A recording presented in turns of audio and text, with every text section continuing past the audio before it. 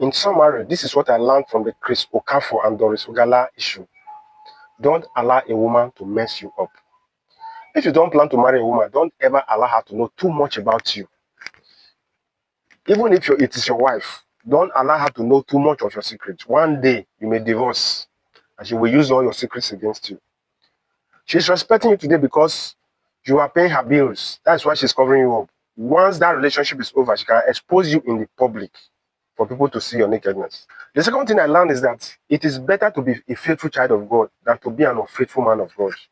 If you think that it is just as easy as handling microphone and jumping on the pulpit, that is what it means to be a man of God, think twice. It is much more than that. A lot of people are doing ministry with zeal. They have no calling, they have no gifts.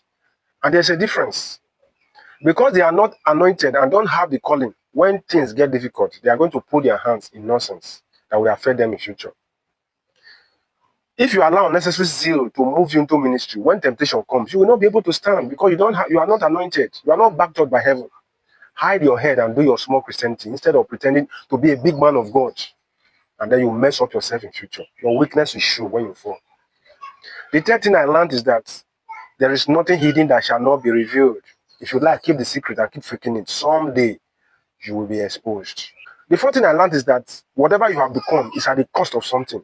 In economics, we call it opportunity cost. Always ask yourself if the cost is worth it. You have a car, at what cost? At the cost of someone's blood. Is it worth it? You have a house, at what cost? At the cost of telling the truth and integrity. Is it worth it? You don't need to be great at the cost of your reputation and at the cost of your peace of mind and at the cost of your conscience. Another thing I learned is this. Women are potential destroyers. Right from Adam's wife up to your own wife, your own sister, your own mother. That is who they are. The devil who hates men will always use women against them. Whether now your wife or now your sister, or your mother, or your girlfriend, be careful with all of them. They are always ready instrument in the hand of the devil. I am not saying that women are bad. What I'm saying is that the devil can easily use them against you. Always be careful with women, no matter who they are. If you don't learn from people's experience, how else will you learn? You will have to make your own mistake, which is the hardest way of learning. So these are the lessons I learned from Chris Okafor and Ogala's issue. I hope you learned them too.